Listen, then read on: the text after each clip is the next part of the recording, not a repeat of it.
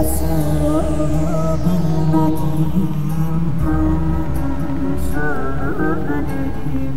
güzelliğin uğruna Orasını bilmedim, gönlümü söylemedim güzelliğin uğruna her Söyle neredesin? Sokaklarda bekledim. Geceler gündüz oldu, tek başıma kaldım, sen bana gelmedin, huzurum kalmadı. Sabretmek iyidir ama tabi olmuyor bazen. Hadi madem 3 günlük dünya, tek geldik tek gideceğiz zaten.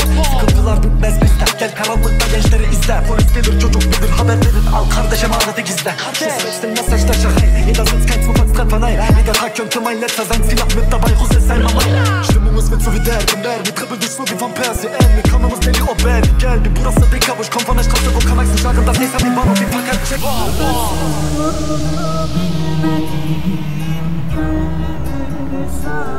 Söylemedim güzelliğin uğruna Feridimden döndüm Orasını bilmedim gönlümü söylemedim güzelliğin uğruna Feridimden döndüm Ne zaman bitecek bilmem ama bitecek elbet bir gün.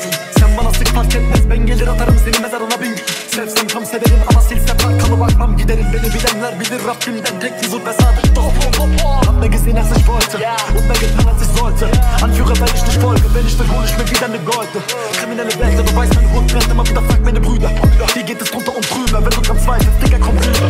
Stimmung wird so wie der, wir trippeln durch so wie von Persien. Wir kommen aus Delhi, ob er, gel, bir burası Beka, wo ich komm von der Straße, wo kann ich's nicht sagen, dass ich an die Bahn auf die Park check.